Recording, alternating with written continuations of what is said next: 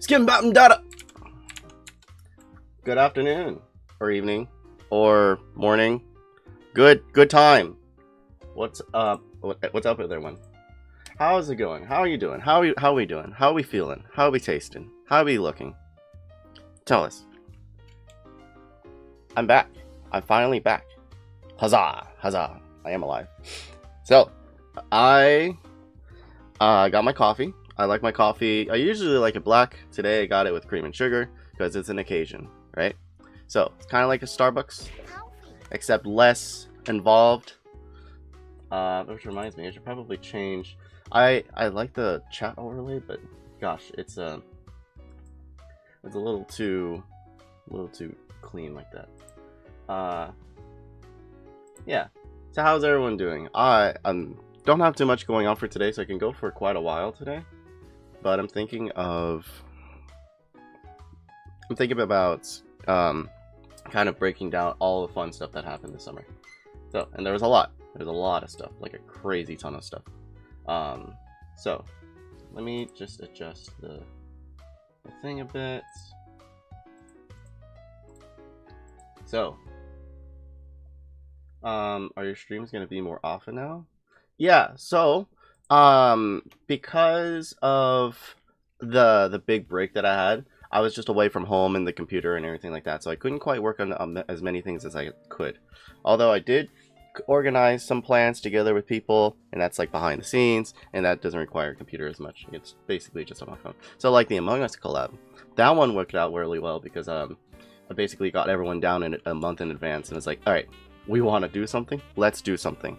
So that's kind of the idea. Oh my god, that scared me. Among Us. I'm surprised no one used that last collab. I want to play Among Us again. That was so fun. But yeah, getting people together is pretty tricky. So those are the skills that are required to be a gamer, I guess. So pretty fun. But now the current goal right now is to look ahead and go to graduate school. And because it is now it's currently August, so we have quite a bit of time, and that's not that bad. However, I can't dilly-dally, and I have to actually study for some stuff and work on some stuff. So, if I'm thinking about this as if I was currently still in school, like right now, I would have a semester going on right now, and working on grad applications would kind of suck. Yeah. So, luckily, I'm not in school. The whole point is to go back to school. So, until I can lock in, then I'm basically going to worry about all this stuff behind the scenes like that. So, there's several phases to this. First thing I need to do is get my recommendation letters, my statement of purpose. What is my purpose in life? What do I want to research specifically? And I think I have a research topic or field I kind of want to go into. And I'm very excited to talk about that today. After that, I also have to actually take my exams. Thank you for the subscribble. What is that? Nylon. Thank you. Yes. So I will need to focus on graduate school, and that means I have to lock the frickin'. So after I get my exams done, and I will take the subject tests as well. Because it's kind of a flex and it is a benchmark to see how far I've come. That is very important to me. I do want to do that. And following that also means I do need to make study time. So I'm going to make some streams, study streams, but there's a ton more subjects that I have planned in the future. I actually have a whole notebook that I wrote a bunch of cool subjects there. So let me pull that up real quick. Pull that up.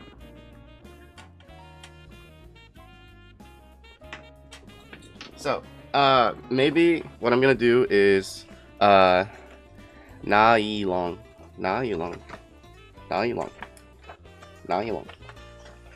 Very good. I will say that. Thank you, nylon. So, lots of subjects to cover. And for the next few streams, I actually have a ton of ideas. Like, I have 20 some odd stream ideas. Plus even more recently because I found out there's a ton of math out there. And basically, let's go ahead and get into some of the cool stuff that was covered this summer. So maybe I'll switch this up and use the drawing program and explain everything that went on. So let's swap it over real quick.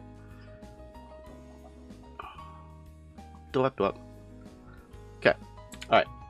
So let me move myself over a bit. Yeah. Okay. So tons of things happened this summer. Math camp is so fun. Holy smokes, math camp is fun. Probably one of the best times I've ever had in a while. So I will elaborate that in just a second. Man. Okay. So math camp was probably one of the most fun experiences I've had in like a while. It was genuinely like making a community, and everyone else was so chill. There's no drama. There's no drama this summer. Absolutely no way. You work a job and you don't have drama. With like 20 some odd people, and sure enough, this time was fantastic. I guess it goes to show that if you invite a bunch of people that work kind of well with kids, they're not going to be a bunch of bums. Crazy. Okay, okay. Let me elaborate on the math racism. That was such a funny scenario too. So I'll set up the background real quick. I'm using my thumbnail project, and let's write some stuff down. Okay, so math camp was just about a month long. I genuinely thought it was gonna be a little longer, but since I was back, I was like, it'll be fine. So let me elaborate the beginning of the month. So I left around June, I think it was like 15th or something like that, just about. And then it took until July 15th, kinda.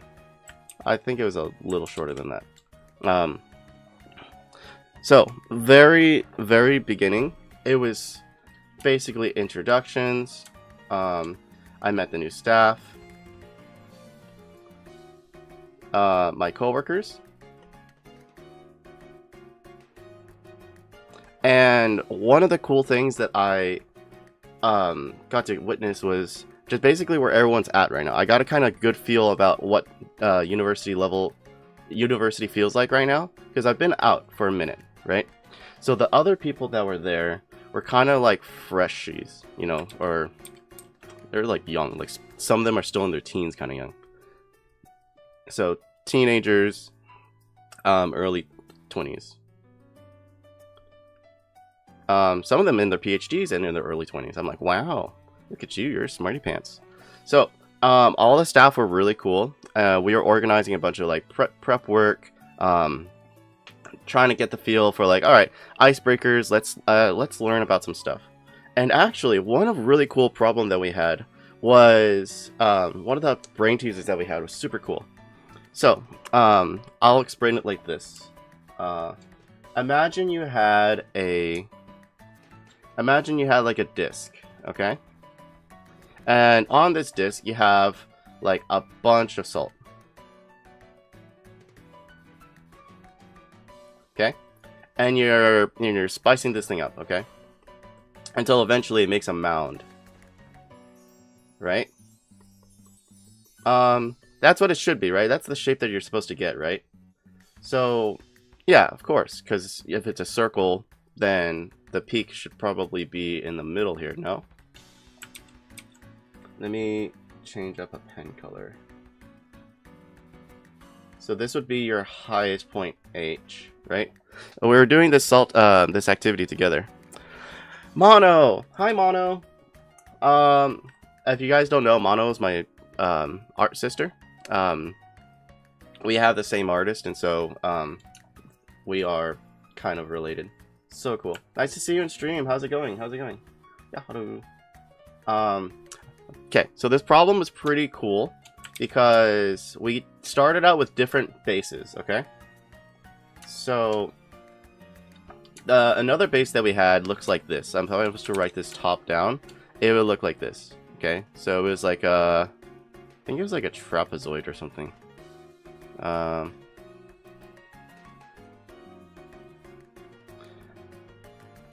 That's a bow tie, but you get the idea.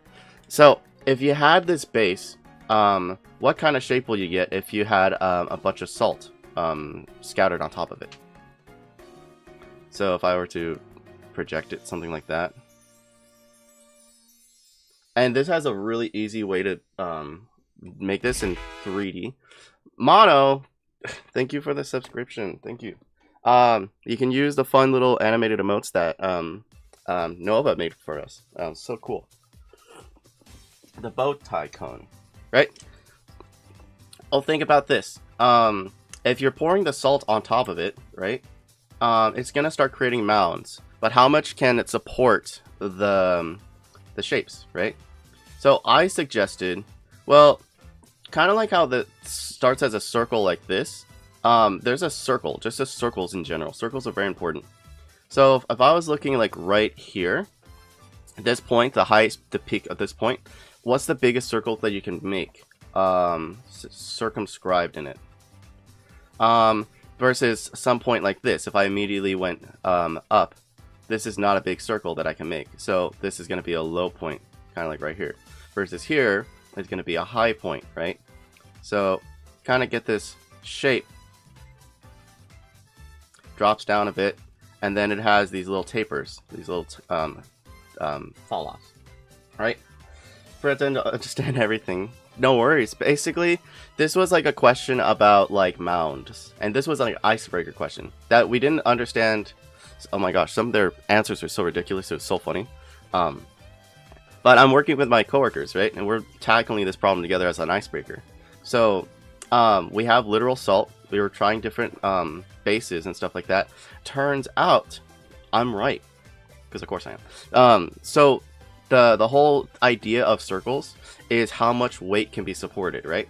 And so if you have a large enough circle that you can just describe in it, then it will create a tall point. If you can't make a big circle, then it will create a low point. So that's where you get these little spaces, and they go up like that. So I was trying to communicate this with some of my coworkers, and they could not get it. And that was good to know, because some of them are in their PhDs and will not understand what math is like. But I mean, I also have a very 3D intuitive mindset. I forgot what that disability is, where if you don't know how to visualize in 3D, it's going to be hard for you. So, and I was talking to another coworker. She was like, yeah, I do this for a living. I didn't want to spoil the answer, but yeah, you're right. so cool. So cool. So, it was nice to do some math problems with my coworkers. They were generally so good. Basically, by the end of it, we all became friends.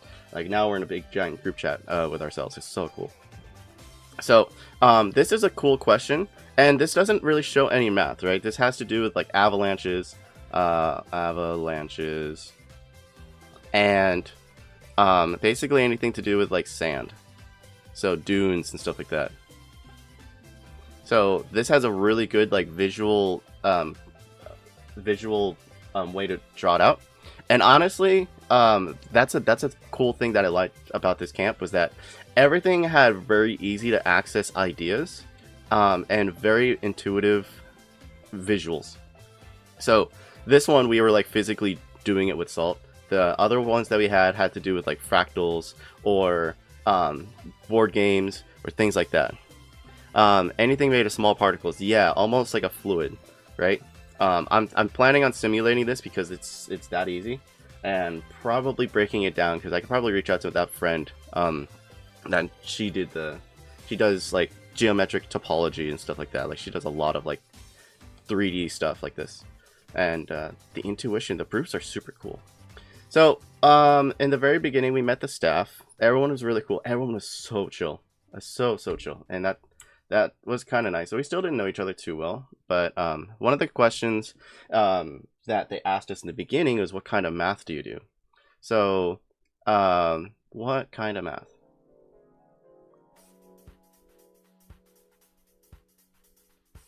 If I can draw that correctly. So we had a variety of people. We had some engineers. We had some pure mathematicians. We had a physicist. And we had actually an astrophysicist converting to math, because he was talking to me. He said that he didn't like the vibe of physics in his program, or just in general, how hard it was. And that's another thing. How hard was it to get something to do in math during the summer? So we had some pure mathematicians, we had some applied, we had some teachers, like just legit teachers. So in the staff, we had people that have been teaching mathematics, or people that are just around like a lot of really bright kids, like middle school level, late elementary level. Kind of like my demographic right now, but these were a lot older kids. So, of course, we had to get teachers to actually like teach, but almost everyone is kind of like an engineer or mathematician. Lots of pure math. There's one physicist, lots of applied, one engineer, lots of teachers. So yeah, everyone had kind of a different background, so we got to talk about different things a lot. Perspective on, oh, how do you use your math? Well, I use my math just to run simulations, or use CAD software. Bunch of really legit nerds, and I was like, dang, this is my place. How many others did set theory? Set theory, I think probably everyone that was in pure would have done set theory. Like there's surprisingly a lot of algebraic topology.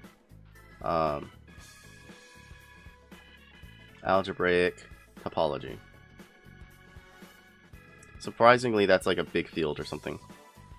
That or something to do with like geometry, algebraic geometry or something like that. Could be wrong with that. Probably geometry.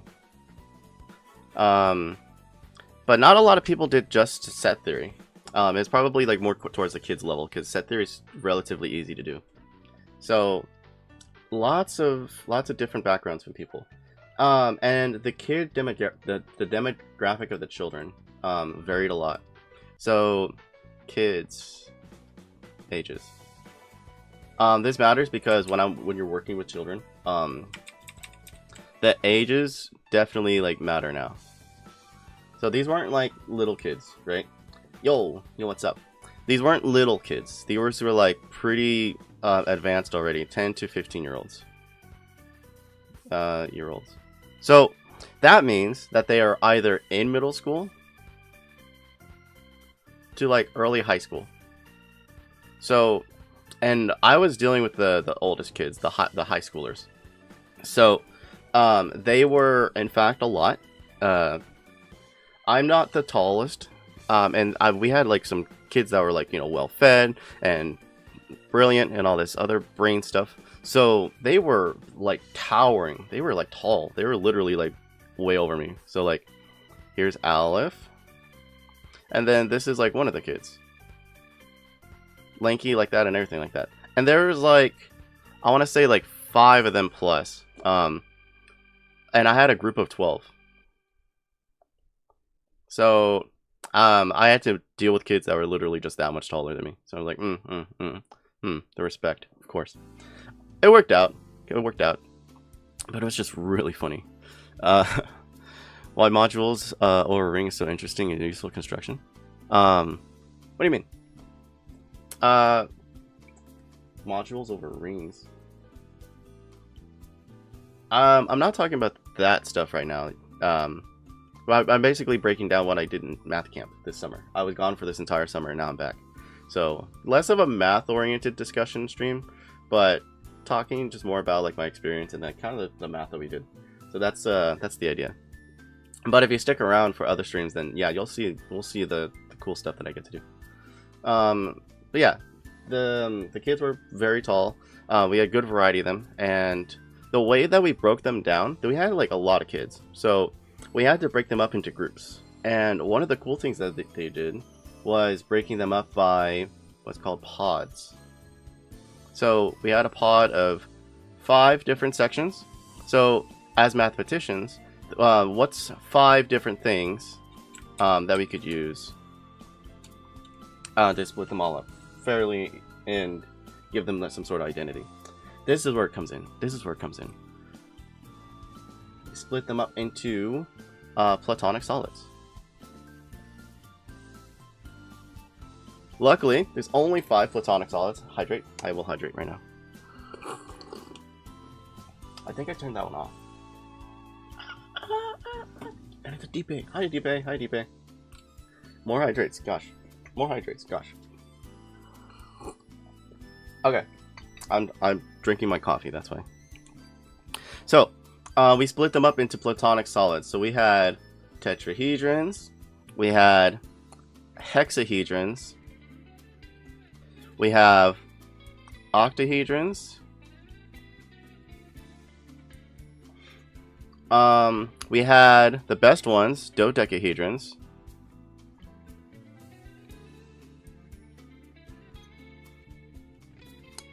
Well, that looked kind of good. Alright, and then the last one, which is way too hard to do, it's the icosahedrons. I'm just going to do a circle. So all 5 of them were, all the kids were split up into these groups. And they got so into their roles.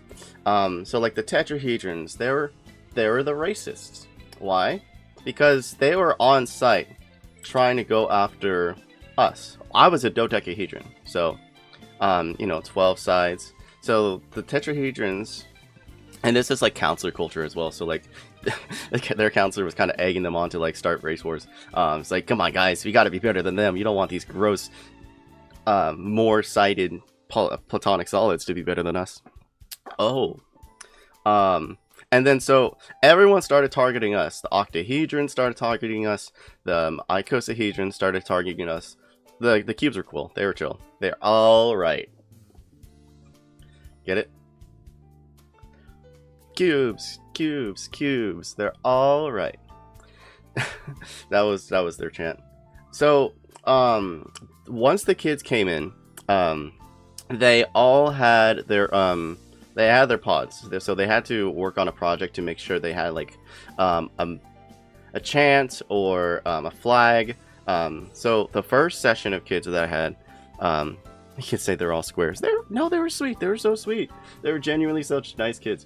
Versus the rest of them that just started the race wars immediately. So because we got targeted in the very beginning, like during presentations of what our cultures were and what our chants were and everything like that, like my first phase of kids, they did not really have any like cultural identity, other than just being harassed by everyone else. So we just had a feud back with the tetrahedrons because they're also down the hallway, and they were the ones that they were gonna be our victims.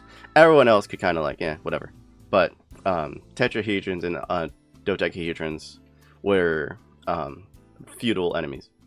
So it was so funny too is that because I was a counselor, I wasn't teaching.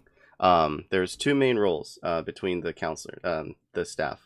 You're either, so there was like the admin team. So the admin team ran everything, and then it split into 2 different groups. We had the counselors, and then we had the assistant faculty, assistant teachers. Assistant teachers. TA, the other way. So, that would include like helping out the classroom, or even running the classes yourself. Not bad. I was a counselor, which meant that I was in charge of making sure the kids don't start fires, or making sure that they don't start fires in the bathroom, or making sure they don't start fires in the hallway. Lots of fires. Or just making sure things flow well. So sleep, breakfast. Breakfast.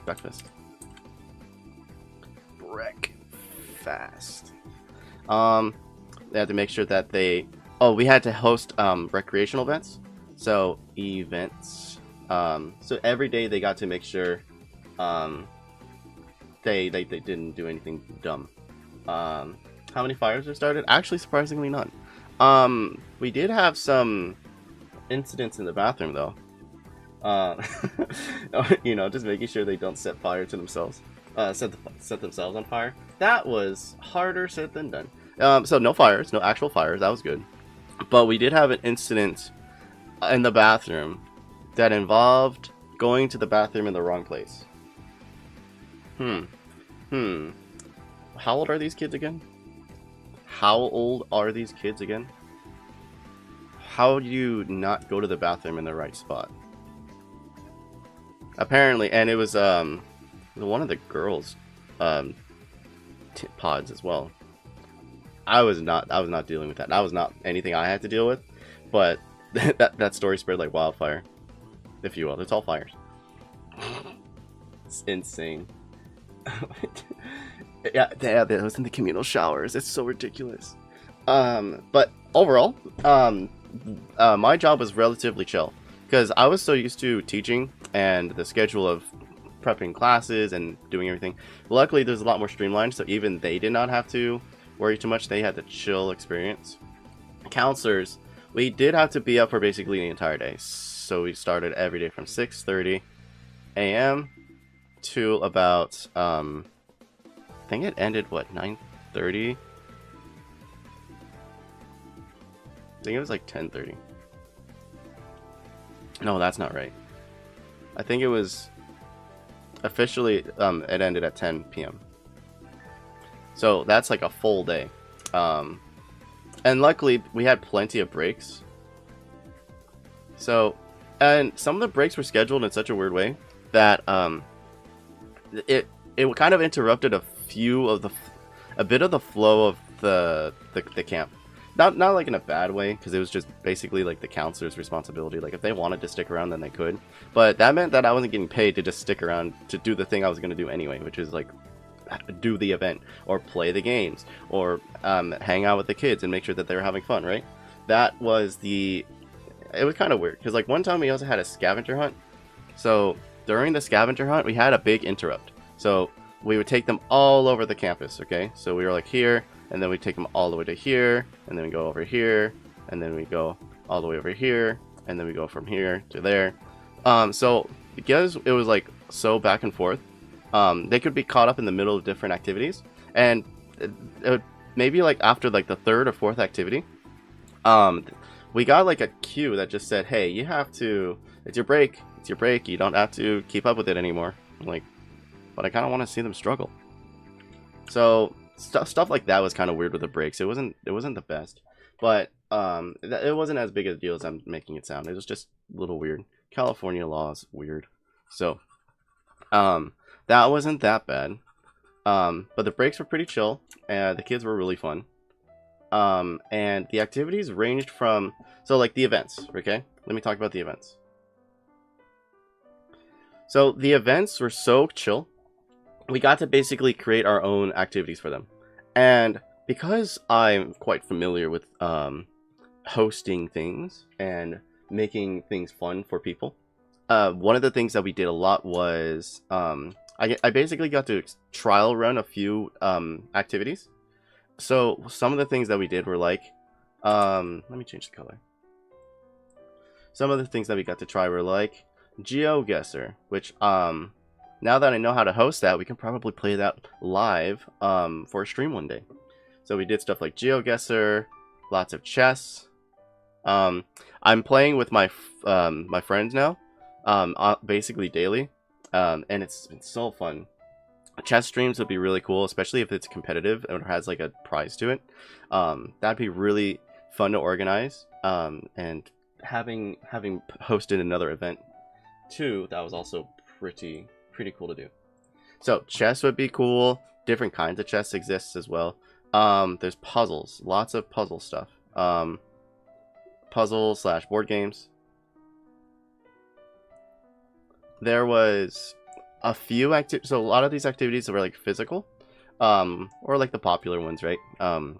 We did like Just Dance. Just Dance was fun. But the ones that I'm thinking I can take away and use it for streams include stuff like the GeoGuessr one. One of the cool ones was the Quiz Bowl that we did. I went to both events, the Quiz Bowl.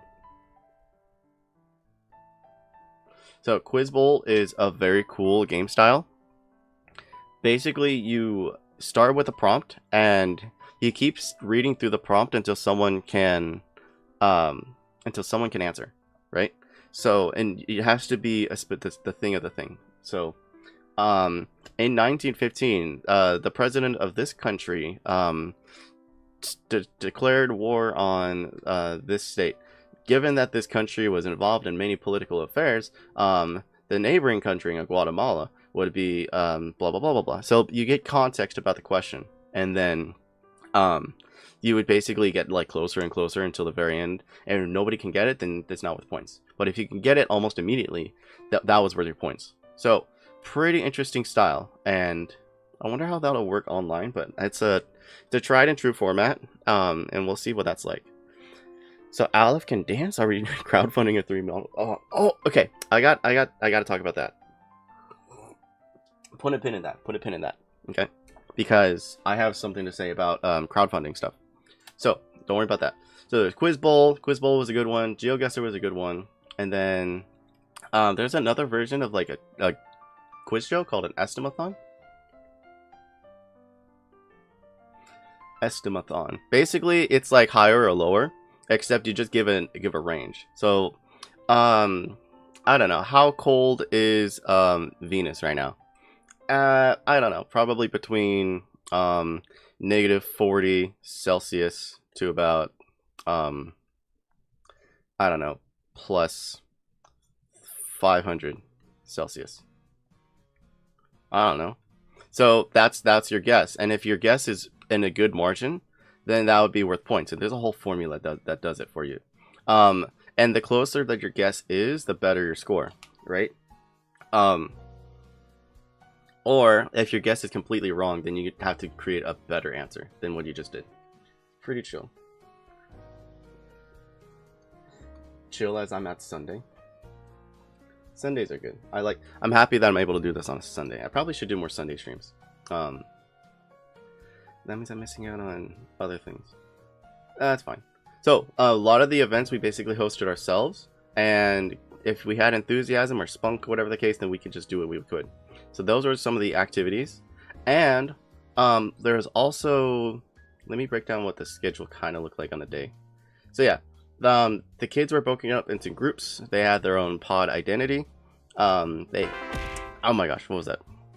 Mono! Thank you for the 5 subs. Gosh. I know we hit our goal of, what was that, 410? Over 10? Oh my god. Of course. Alright. I have to do it. I have to do it.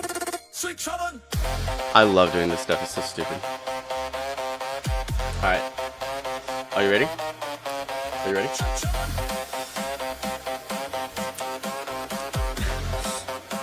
Ready? 6, 7. 6, 7.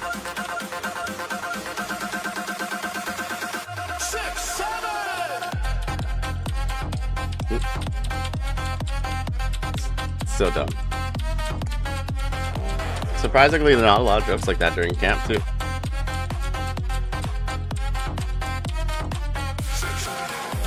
So dumb. Thank you for the subscription. The thing.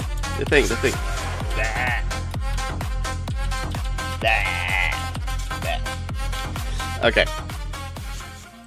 Thank you so much, Mono. Appreciate it. I'm a hype train.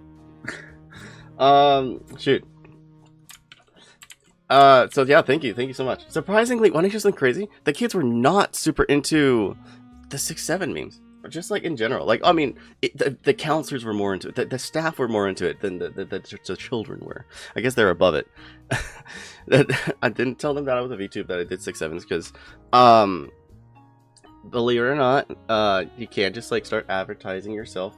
But I thought it was pretty fun to hear them. They were super into like math content, actually. So let me talk about that. Yeah, that's something new. Yeah, that's my running gag, is that because so many numbers in 6-7 and all that happens so often, it's really funny.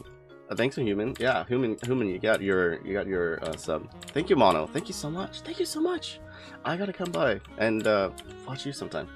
Okay, so here's the deal. So the kids were super not into 6-7 stuff, but they were really into math like content. So let me break down like where most of these students came from. So most of these students come from like either competition background or some sort of like extended learning program. learning. I can't spell to save my life.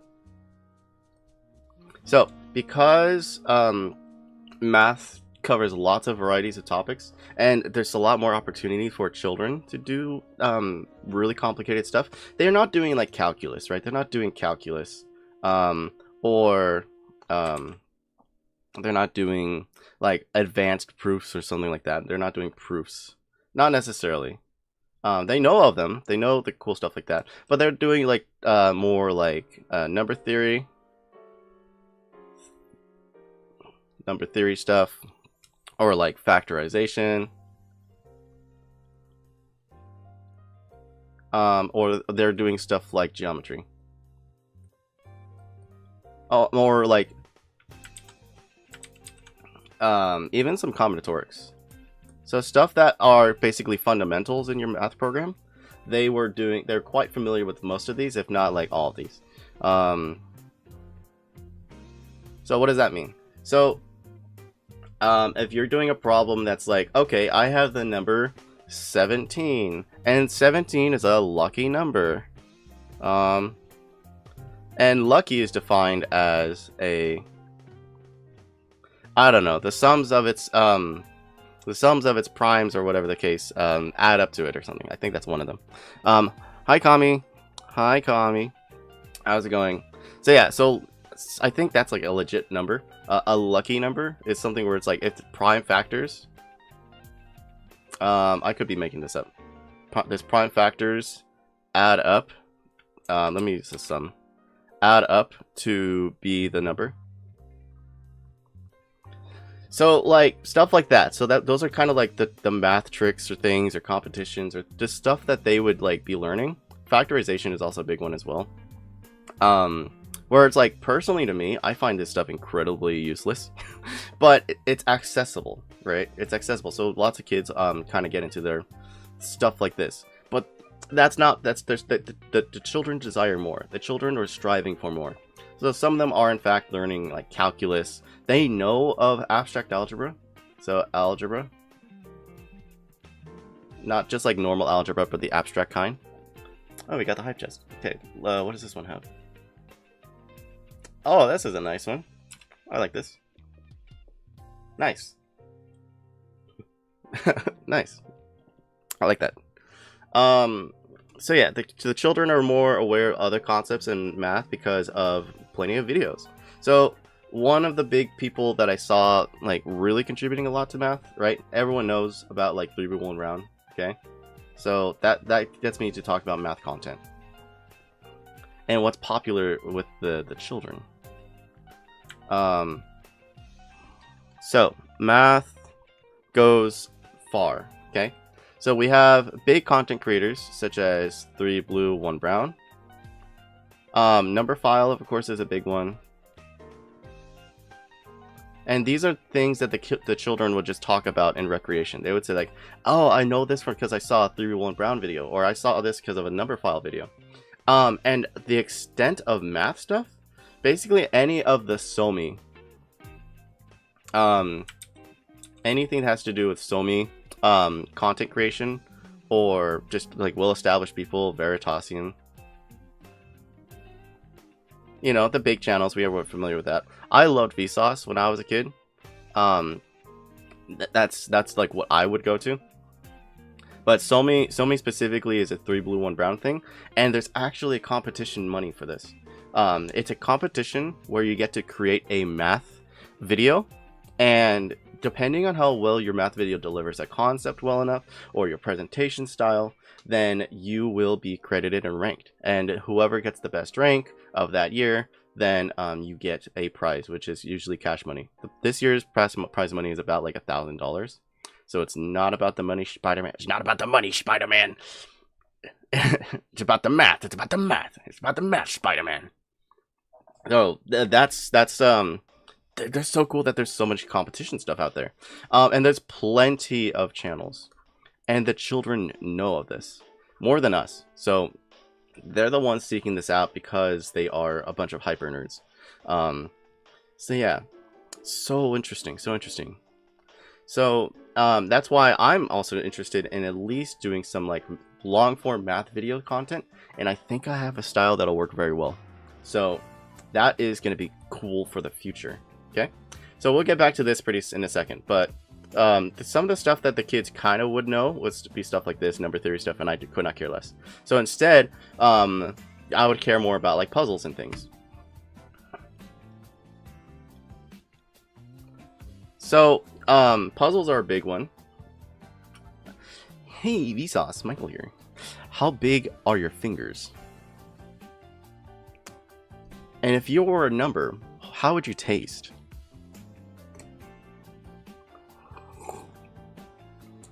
Coffee sip. Okay. So puzzles were really cool.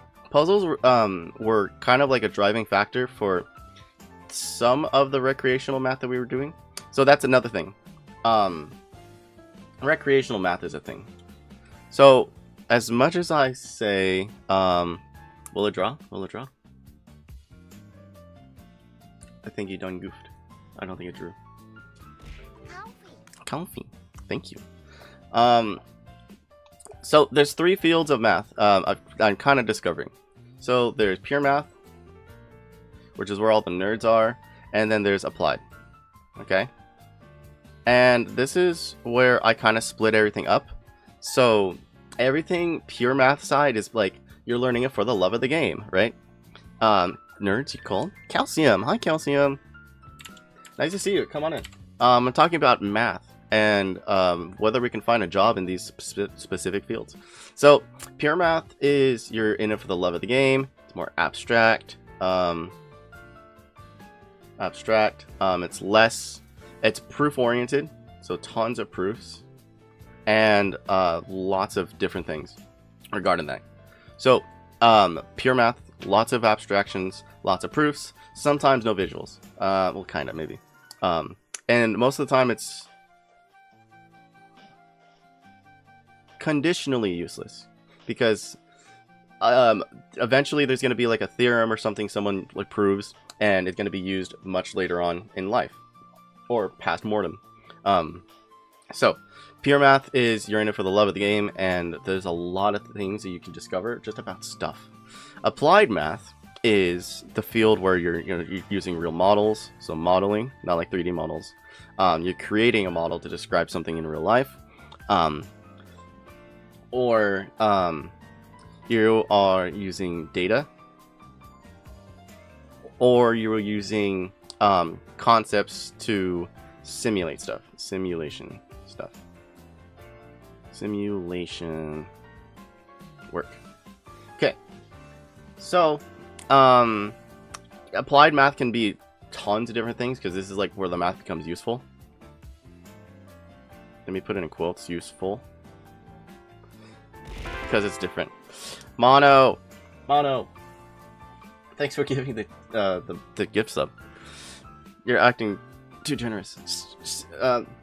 I have another thing that we can like talk about money wise and where to put it and how to help. But if you guys, thank you for the subs, I appreciate it. Gosh, that's a lot. Okay, so as we all know, math petitions don't make money. So pure math, if you're in it for pure math, you're in it for the love of math, right? That's what it is. Applied math is when engineers ask you to figure out something. Yeah, basically. So you would say, okay, I have 2 bananas, and I need to simulate a banana folding on a manifold, and I need to find out the stress tensors. Tell me what it is right now. You would ask an applied mathematician, not a pure mathematician, because the idea of a banana is even more abstract. You'd be like, okay, does the banana fold under an abelian group? Does it? And then if you do, then you generalize and abstract it. So that's the difference, kind of, generally. Okay, so like Poisson's an applied mathematician, and I'm a pure mathematician, kind of. I kind of delved into some of this stuff, but not really. So, but there's another field that the children love, and honestly, I think most people will understand a lot better. It's called recreational mathematics. Let me say it like this. Let me just come. So, you're a say-so mathematician. Yeah, I think so. What am I? Kind of, not really. I kind of just do. I guess I'm say-so. Okay, so recreational. if I can spell that correctly. Okay, recreational mathematics is a different kind of field of math. So this is the kind of stuff that like Conway would be doing. So Conway games. Games. Let me just focus on like games. So like in general, just game stuff. So recreational math is like a really chill kind of math because they're closed systems. You don't need to know calculus to solve these things. You can just figure out what kind of the extent of the puzzles and elaborate on a lot of it. When you can't solve a Rubik's Cube, so you try to analyze. Yes, yes. Also, hi, Lena. How's it going? So, wait a second. I think you're famous or something, right? Hello. Welcome to the stream. I'm 𝖈𝖊𝖉𝖎𝖙𝖘. I'm a math VTuber. I do lots of things. It's my first day back. Technically. Anyways. I'm back from math camp, so I'm talking about all the fun stuff that was there in math camp. I peel off the colors and put them on the same side. What? I missed something. If you want to die alone and be poor and happy, you go to pure. If you want to live a normal life but sell your soul, go applied math. Yep. You're lucky if you do pure math and somehow that applies itself. Yeah, you gotta make it worthwhile for yourself. You gotta make it useful for yourself. So, recreational math. I have a good puzzle to describe this in. So, this kind of scenario with the salt and in the dunes and the mountains and things like that, kind of a recreational math puzzle, but it has an application in like avalanche modeling and stuff like that. So, of course, and this has, because of the way I've drawn it out, it's kind of like puzzles and you know what I mean. It has an application, but this is generalized in a way that seems like it's not. Here's another puzzle, and I actually really like this one. I was analyzing this with everyone else in the group in the Discord. But it starts like this, okay? So imagine you have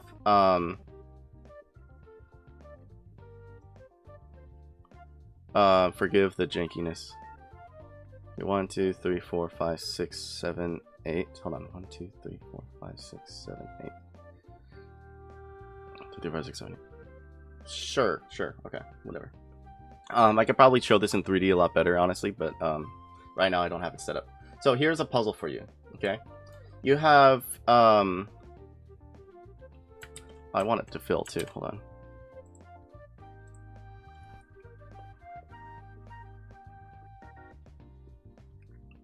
So you have 3 stones on 3 different ends of this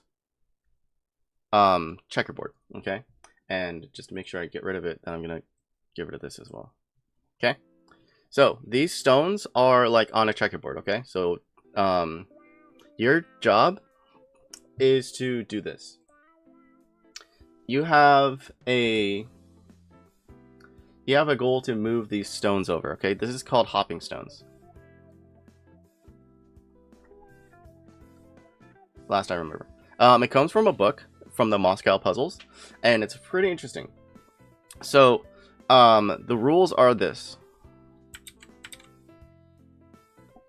The rules are this. 1, you can only go forward, okay? Can only go forward.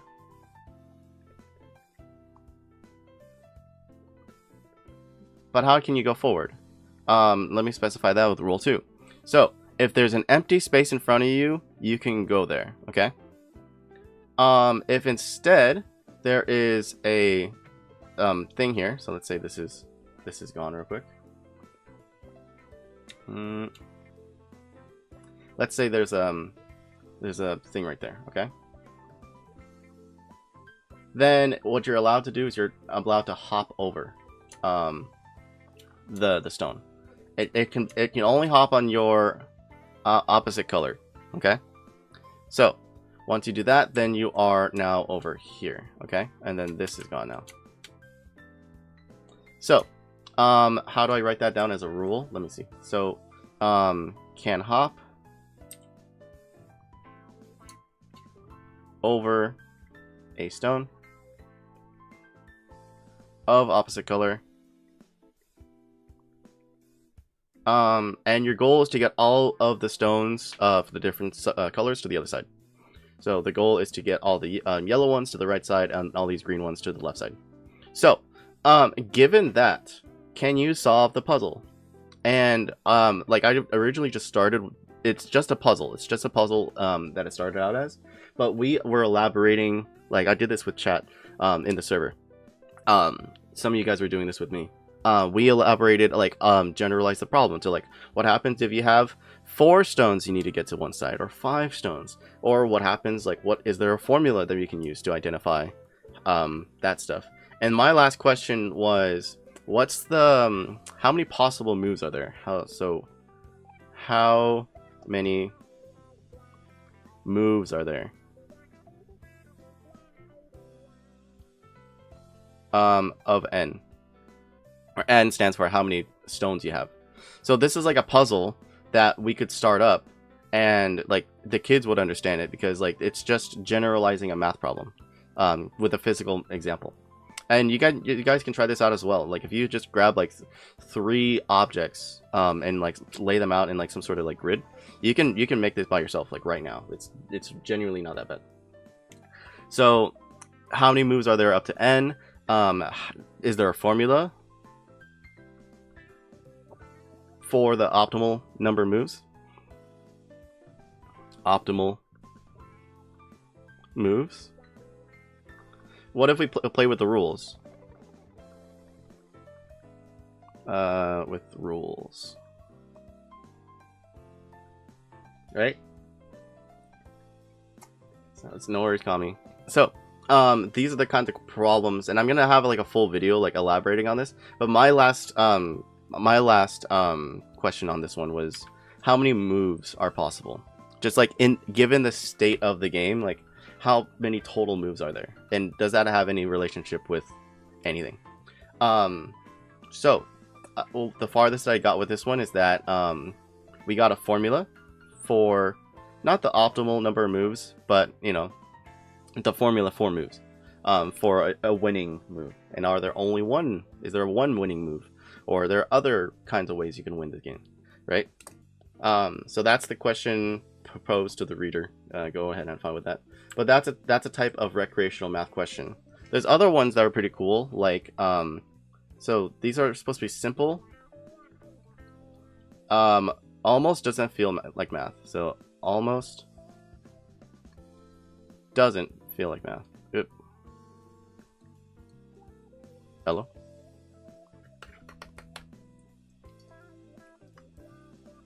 Hello? Something happened. I just gotta wait.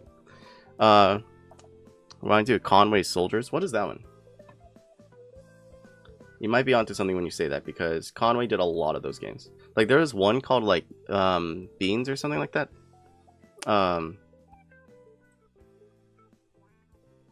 Bruh.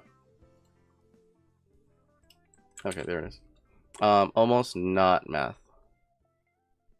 Or it doesn't feel like math. So these were really popular with just people in general, because it doesn't feel like math games. They're more puzzles, and people like thinking that they can do puzzles, and not when you hide the math. It's really cool. I can't believe it is math. Yeah, I can't believe it is math. So but like if you're doing studying and stuff like that, pure math and applied math are kind of their own thing. But recreational is the funnest kind to like present, because you start off with a question that no one knows about. Everyone can ponder it together, and then it's basically closed. It's basically like closed form, so it has the whole full thing. You start up with the question, say, okay, let's play with the puzzle for a second. Do you recognize any patterns? And then after that, you say, okay, given that, let's generalize. Let's start putting in some numbers, because another thing you can do for like this puzzle is start assigning values. So like the number 1, 2, 3, 4, 5.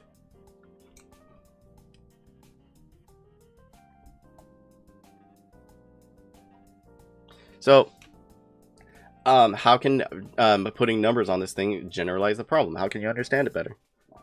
That's pretty interesting. Starts with analyzing Rubik's Cube, and they end up with notations on commutators, diameter of the group, and normal subgroups, etc. Yeah, and yeah, some of them you wouldn't even think of using like actual like math stuff for that, right? And I'm actually curious about like the history of like the Rubik's cubes of math, because that sounds pretty interesting. How did they discover that it was permutation groups and all that stuff? Who knows? And I actually saw like how would one calculate, and I think a computer has to do it, but how would one calculate, or how would one simulate how many possible moves are there? Or does it come from a formula? And it does come from a formula, as far as I remember. It's this giant long equation about like lots of combinatorics on it. It's pretty cool.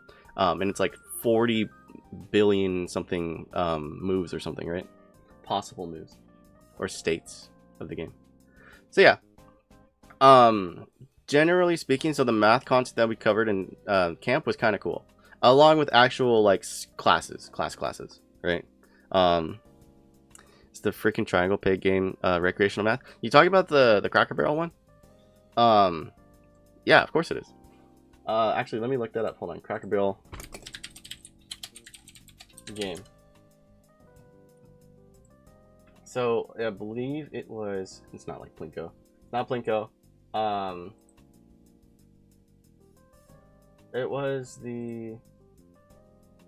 I forgot what it's called. It's just straight up called Cracker Barrel game. Some people just call it the pig game, right? Yeah. So let's draw it out real quick because that looks pretty simple. So you have your pegs, okay? You have a triangle, okay? And then you have 1, 2, 3, 4, 5, 6.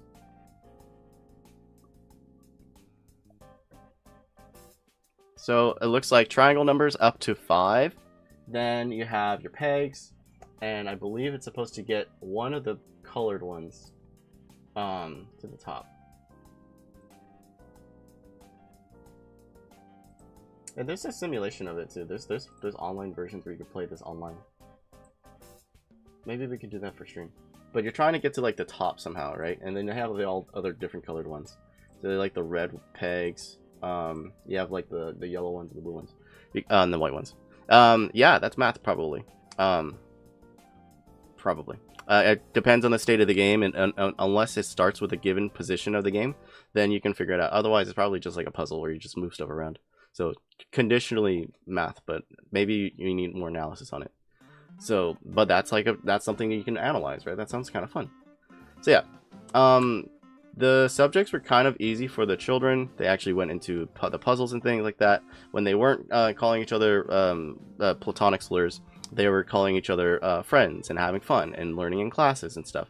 Pretty fun. So I think their experience was really, really fun. And one of the things that I really enjoyed a lot was the community. So the kids were really smart. My coworkers were very like chill and like reasonable. Nobody had any qualms with anyone. Everyone was basically on the same page about, all right, what did your pod do today, guys? Oh, well, my kids discovered how to leave the faucet on, and now the rooms are completely flooded. Interesting. Okay. Did they get in trouble for that? Yes. They're skipping out on playtime tomorrow. Okay, good. Interesting. My kids learned how to shove granola bars down the drains. So, very good. And that happened, in my case. But overall, the kids were really fun. If you guys were familiar in my Discord, you're probably familiar with, like, all the spaghetti jokes. So, we ate dining hall food for, like, the longest. And the dining hall food, it ranged from, like, mid as hell to, slapping every single day. Were you once told that you can tell that students are learning when they're smiling and laughing? That's usually the case, right? If they're not pointing at you and saying hee hee ha ha, I think they're usually pretty good, right? So a running joke that I have, I don't want to spoil. Do I ruin the joke? Do I over explain the joke? No, it's fine. Every single kind of pasta that we've had, I just sent it in the server, and I was just like, all right, guys, look at spaghetti. Even if it had like no spaghetti on it, or it was just like noodles or like ramen or something like that. Like I went out to get ramen, I'm just like, guys, it's spaghetti. So, pretty hilarious. I think that is like the peak of humor right there. So the meals ranged from like great to kind of mid. And because we had like the fountain, the soda fountain and everything like that, it was all good. Are you telling me that a mound of raviolis is not spaghetti? I will continue with the spaghetti jokes. I think it's hilarious. So, meals are okay, but you kind of get sick of it after a while because it's whatever. But yeah, food was fine. Food was fine. We did get an ice cream truck. Oh yeah, that's another cool thing. So, during like one of the fun days, like we also went out to like the arcade, and it was for the field trip and everything. There was laser tag. I got to play laser tag with the kids. It was so cool. When they came back, I had ice cream, like an ice cream truck, and we basically like bought them out, so they would give out the ice cream for free. And I got the Sonic one. I got the Sonic one, and both of my my Sonic came with both of the gumball eyes. So I think it was like, here's my epic drawing of Sonic real quick.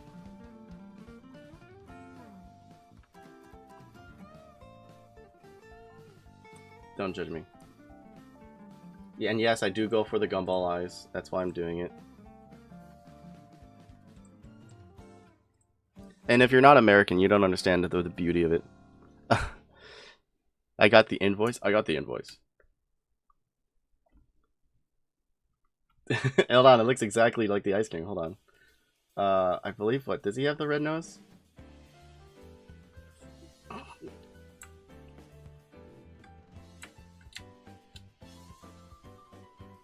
Wait a second, what?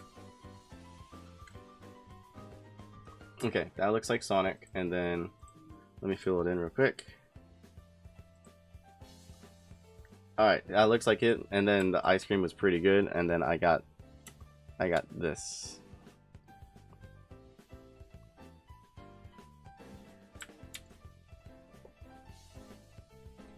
So I got the ice cream. I got the ice cream, the Sonic one. It was really good. So actually, yeah, it was really good. It was so good. And then the second time that we did it, because we had 2 different sessions, I got I guess the bomb pop. I got a watermelon bomb pop. That was so good. So yeah, I got 2. My friend, she got the Powerpuff Girls one. She got bubbles, and her bubbles came with only one eye, and it was really funny. And I took a picture of that, and that's also in the Discord. Let me see if I can pull that up. Hold up. Let me actually pull up that picture, because it was so funny. I think it was in caloric art. And I see there's more stuff going on the server. But yeah, overall a good time. Great time. The children were having fun. Yeah, okay, hold up.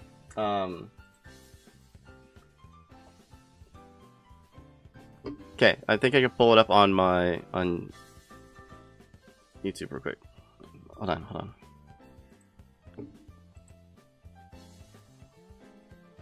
Okay, I got it.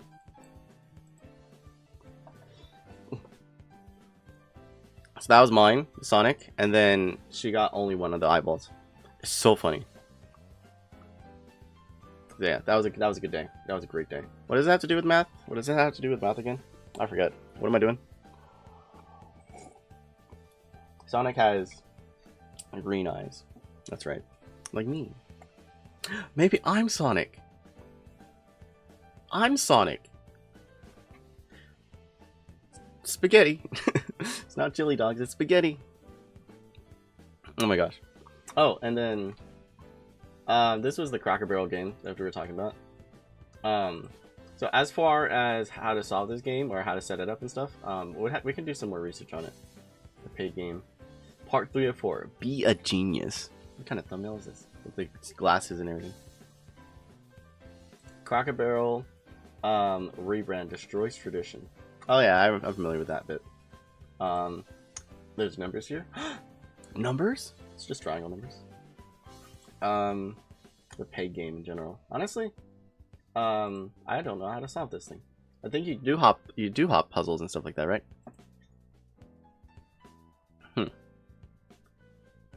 Yeah, okay, no worries. So yeah, overall the ice cream truck was really fun, and then we went laser tagging. Laser tagging was great. I beat the kids. I was basically Call of Duty. Really fun. So yeah, but overall the experience was great. I had a bunch of really fun like math subjects that I can like now take, and that ties me into the next subject, I guess.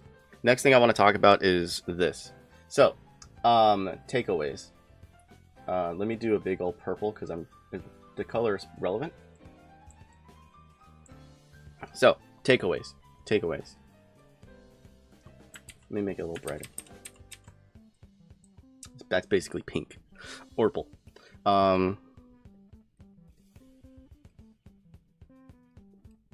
So first thing I learned, there's a bunch of math, bunch more math than I thought.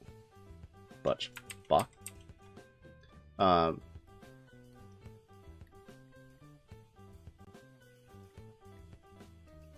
Than I thought.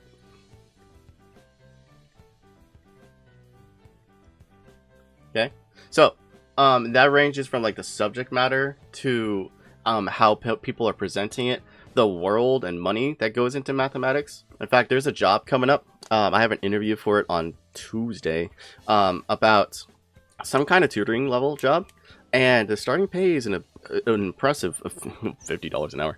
So goodness gracious, there's money teaching these nerds. It's so cool.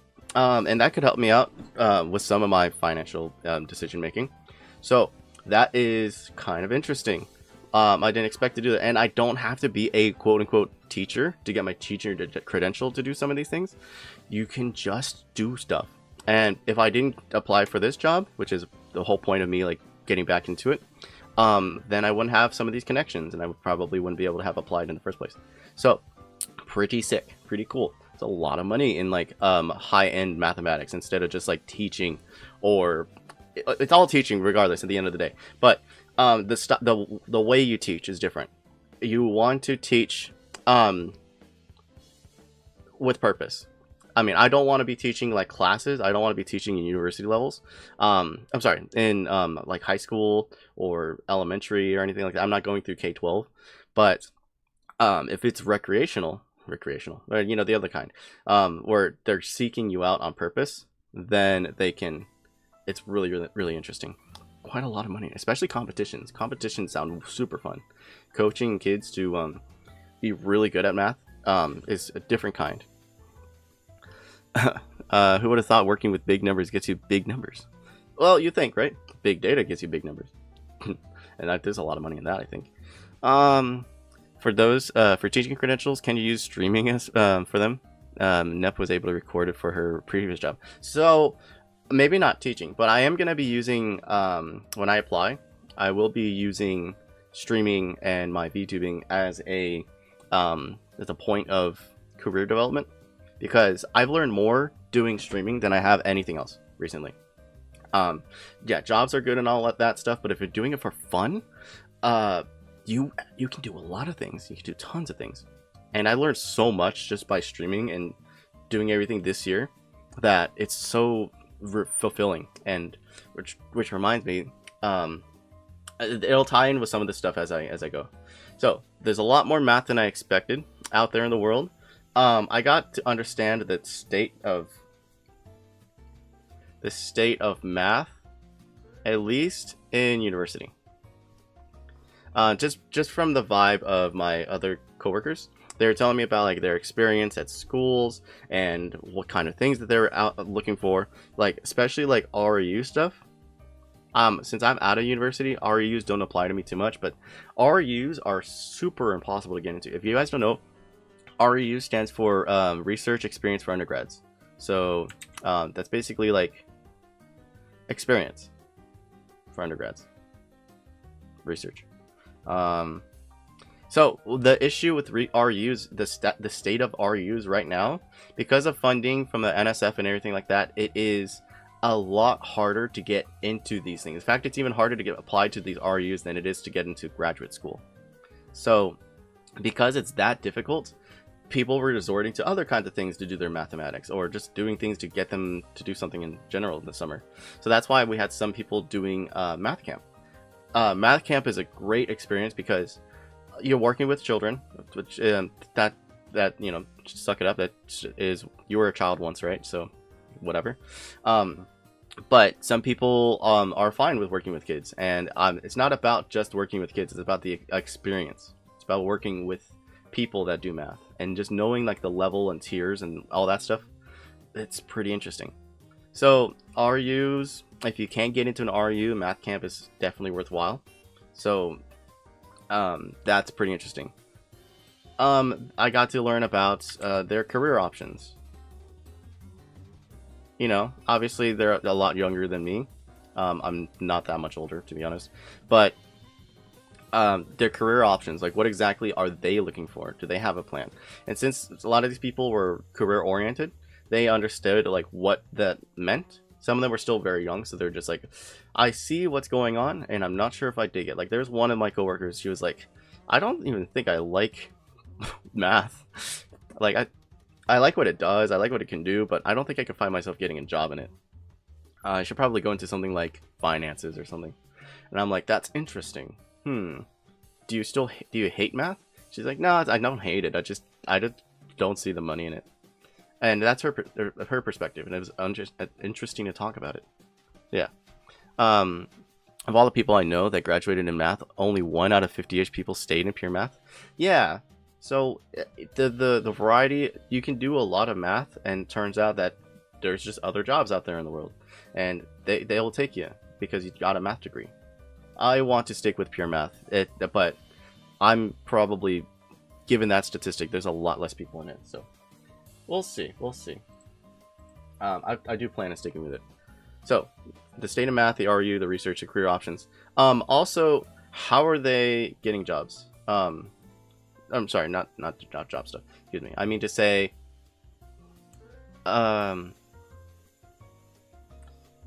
their level. Like, they're really bright. Like these my coworkers are really bright. I mean, it goes to show that, you know, if you're gonna do a math camp, you should be like pretty excellent about math. Even if we didn't have to teach it, it's very valuable for you to do it and stuff like that. All the others went into either programming or did something completely different. Yeah, it is what it is. I'm kind of doing something completely different now I think about it. That's why I pivoted into teaching physics. I didn't see myself working in a lab. Well, that's the thing. Wait. Physics in the laboratory or physics, like, there's a lot of laboratory research that you can do. If you get into like a laboratory, they're not like lab work, like grunt work like that, but like they have the equipment and stuff like that. If you go into a laboratory, like a research facility, they can usually hook you up, especially for physicists and stuff. But yeah. And yet Aleph was brighter than all of them put together. Well, no. I was actually pretty dumb. Well, compared to them, I got to see like how bright they were. I had full discussions about like one of them applied to, hey, look at the LIGO in Washington. And if you remember from the Z stream that I had talking about general relativity and gravitational waves, I did a lot of research about that stuff for the discussion stream. So he and I were able to talk about just like that entire subject because I did research on it, and I was out there for a second. So it turns out he applied to, this is the physicist, right? The astrophysicist. He applied over to LIGO, Washington, and he didn't get it. Bummer. But he was like, yeah, I don't even think I like physics anymore. So, not that he doesn't like physics, but he's liking math a lot more than the state of physics because he can't find a job or can't find an internship or anything like that. I'm like, that's brutal. I get that.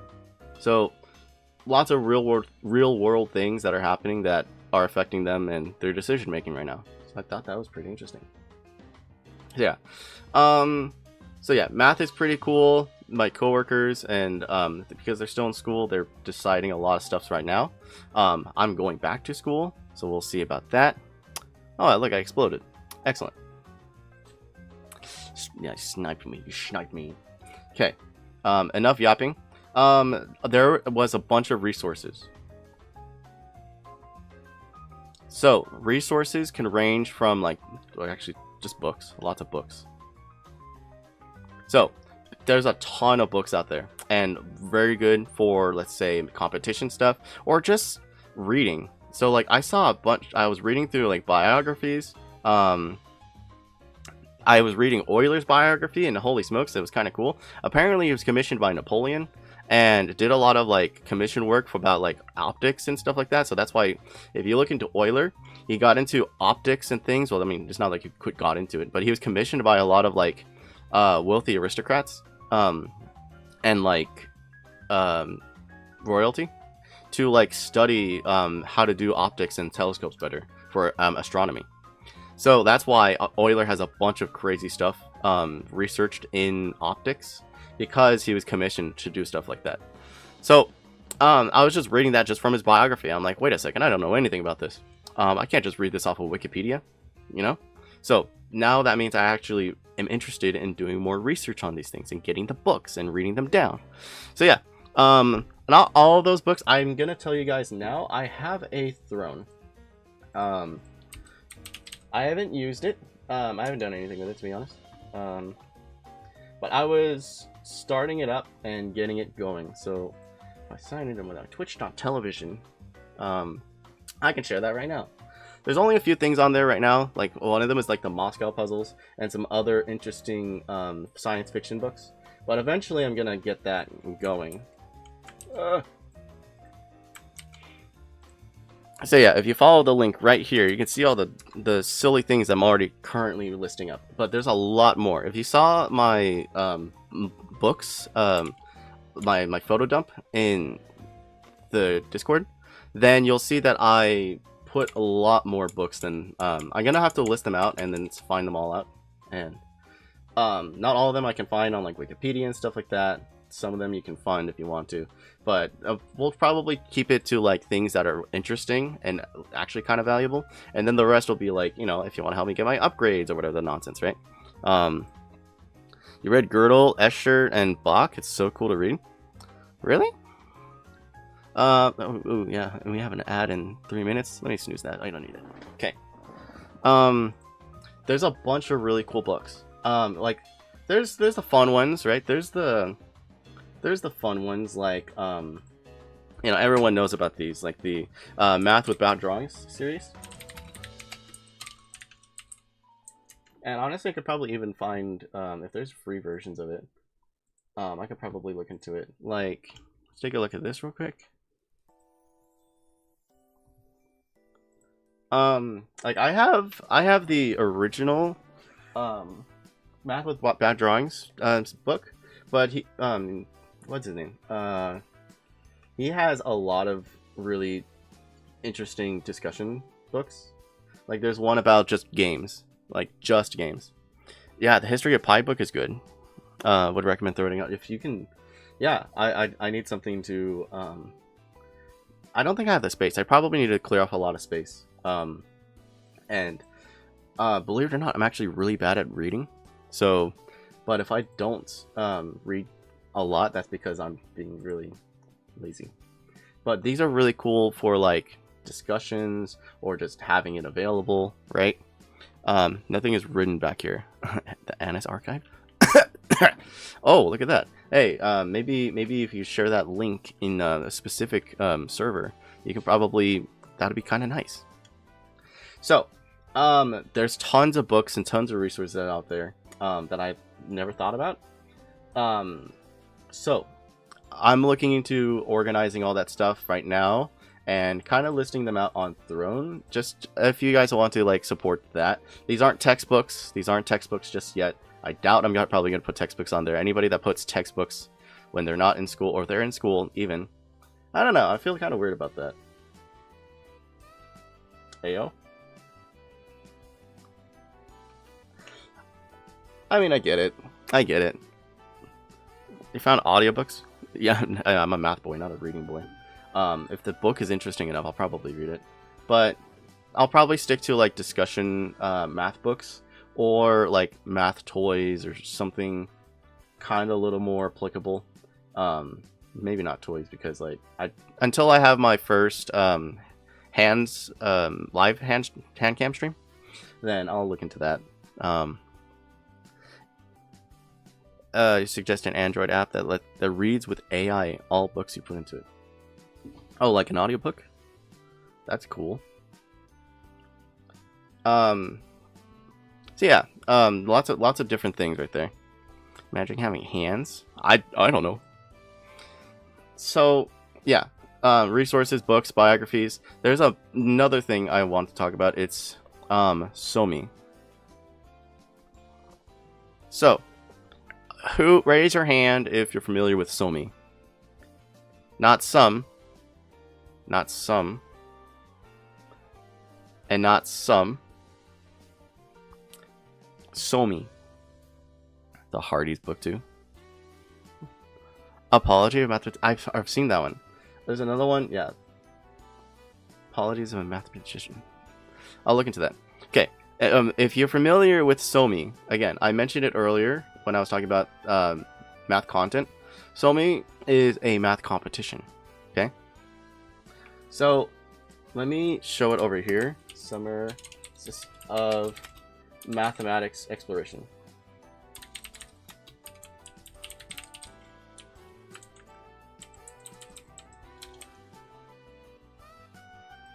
Or exposition.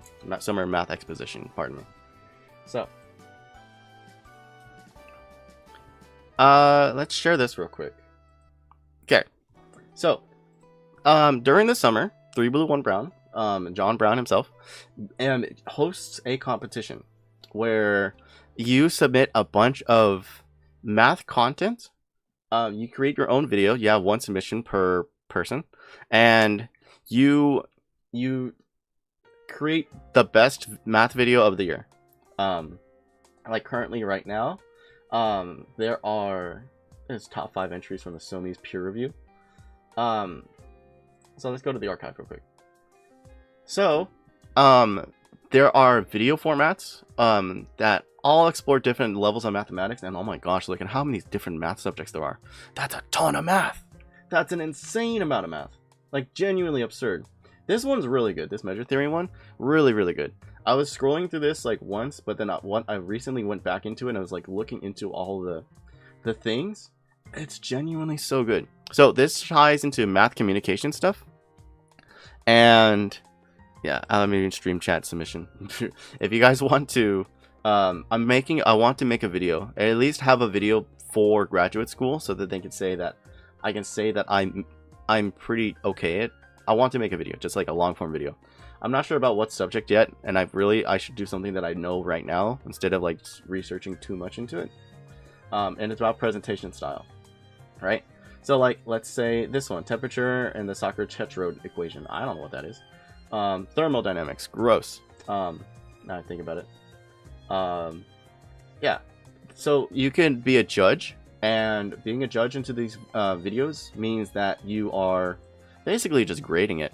So like, 𝖘𝖈𝖎𝖎𝖎𝖙𝖘, one of the other math streamers, has been doing these gradings like that, and he's like in a little community where they're also all grading the videos and stuff like that, and you can volunteer for grading. That's not what I'm going for. Obviously my interest is to be a video to submit in the first place. And in fact, something I didn't know either, if I go down to like the page 3 or 4 or something like that, no, right here. Hey, look at that. Holy smokes.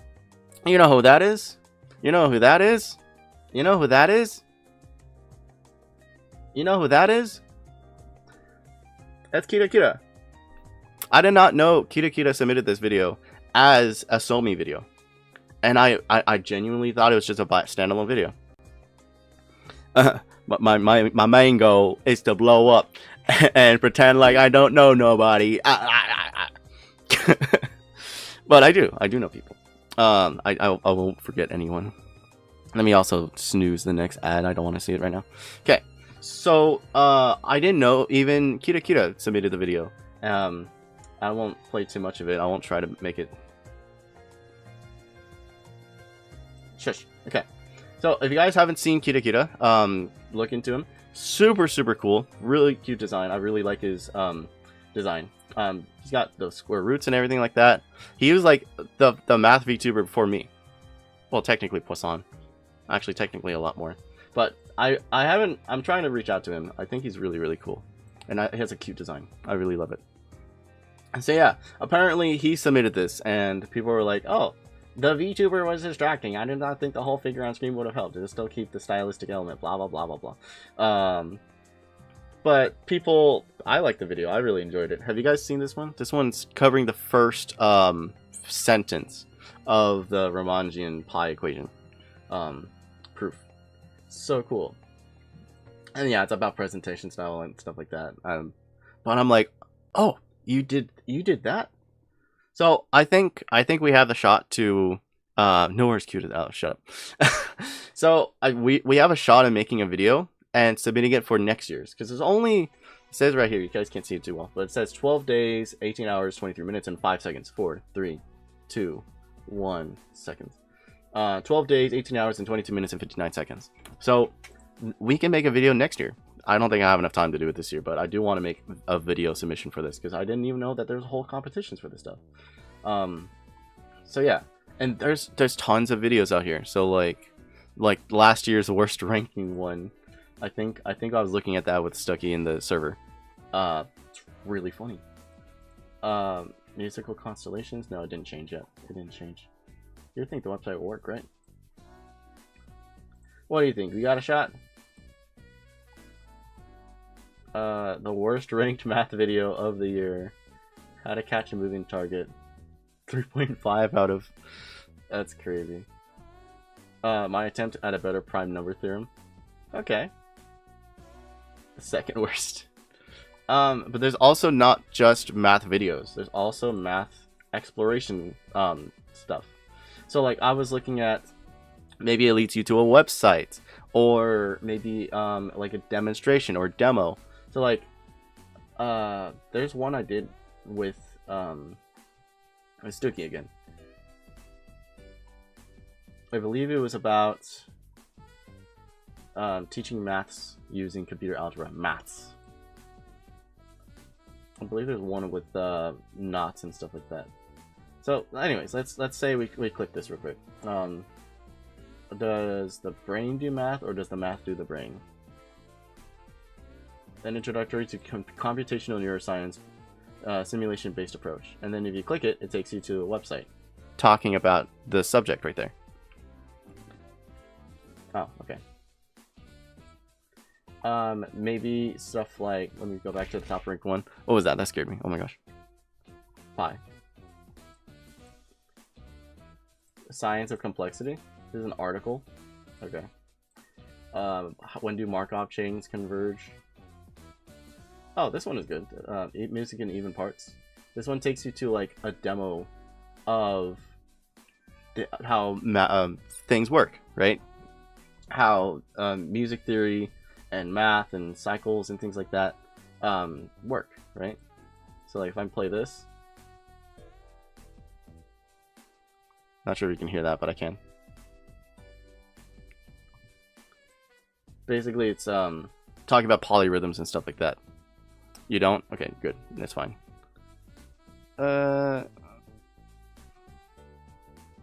Maybe if I do this real quick. So yeah, if I do...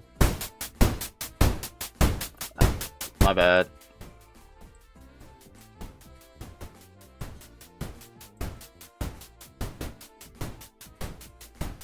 So anyway, so this is like this is on the and beat. Okay. 1 and 2 and 2 and yeah, this is just a syncopated rhythm. So eventually he talks about like polyrhythms and things like that.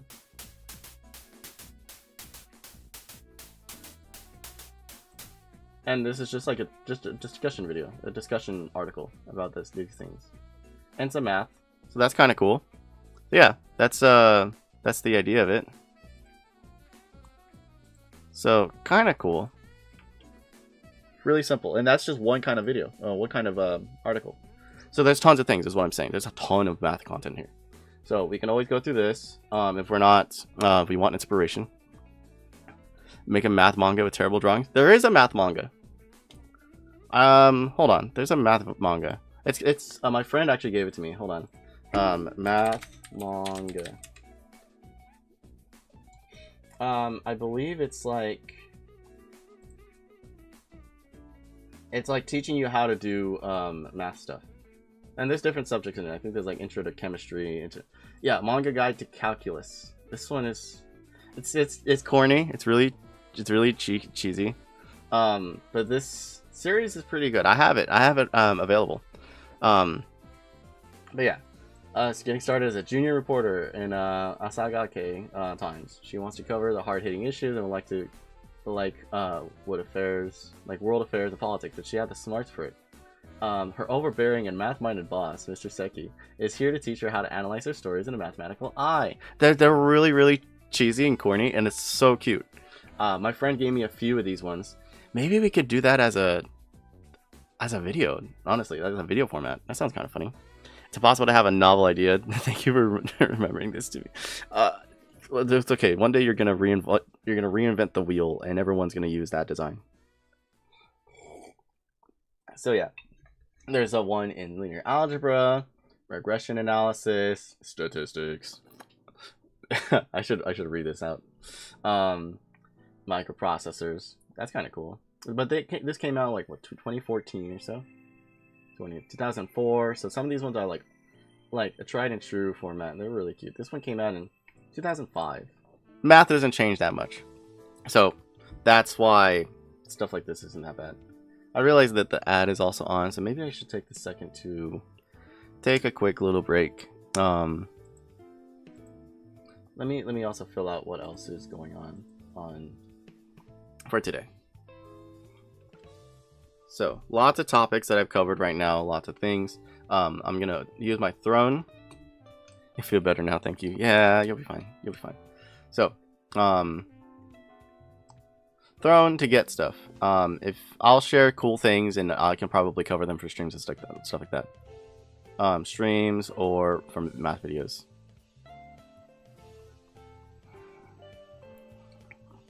So yeah, there's that idea.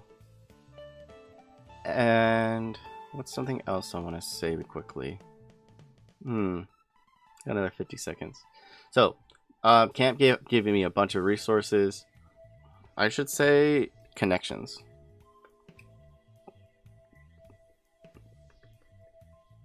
Right? So, if you don't know people that are currently doing math, how are you going to do math better? Right? Now, because those are real names and real people, networking is going to be a little more difficult because I have to really think about who's currently in the field. I can't just be like, oh, I'm going to go to this seminar. I'm going to go to this lecture. I kind of want to broadcast who's currently out there in the world without also accidentally doxing myself. So, Aleph really needs to step out of his comfort zone and talk to real people, and not just anime people on the internet. So, I need to network as Aleph in some regard. So, I mean, this is no different from like how 3Blue1Brown presents himself in the world. And also, welcome back from ads. So, I'm talking about, he sees us as anime people, probably. So, believe it or not, there's a person behind this. Obviously, I'll still play up Aleph because I love Aleph. I love being a VTuber and all that stuff. But because math is very like socially engaging, I will have to reach out to real people as Aleph. Of course, the person behind the scenes is of course still there and is in fact the one kind of driving these things. But Aleph is going to be my main presenter. I love being Aleph. It's really just me. Honestly, it's just me. Just, you know what I'm saying? It's like I'm not using this as a LinkedIn connection or something like that. But Aleph might even get his own profile. Now I think about it. Can I do that? Hold on. Can you hold on? Grok, ChatGPT, Gemini, tell me. You can have a professional account for something like that, right? Right? Yeah. Okay. Don't worry about that. I'm thinking, can Aleph have his own LinkedIn? Who stops you? Nobody. I actually know of one like LinkedIn contact that just presents themselves as an anime character.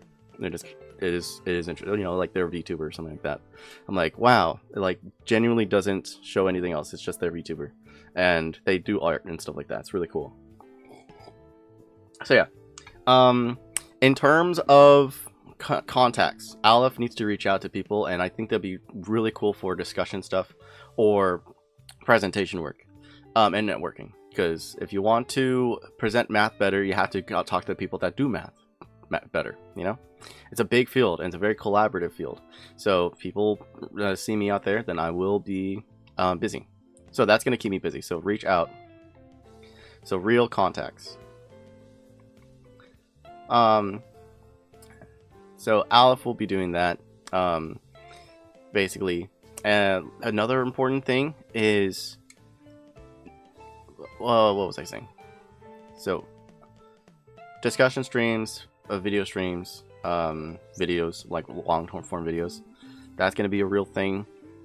I was going to say something here real quick. I totally forgot.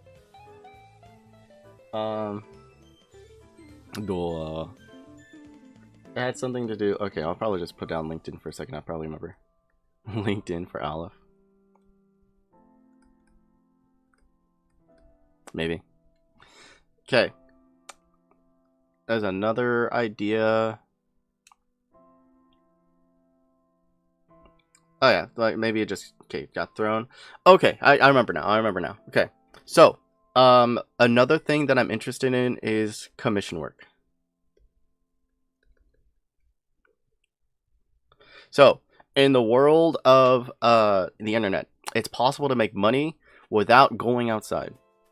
It is very cool that you can do that, except I haven't done it yet. Well, at least in a different way. You guys support me very well, and I'm so ever grateful for that. But there's another way I can make money, and you know, get my name out there and do work, right? And it'll help me a lot. So commission work includes stuff like my 3D stuff, either it being art, maybe it's math art, math fart.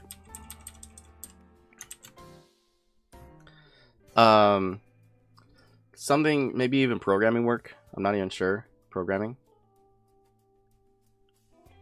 But mainly I'm just talking about like animation stuff.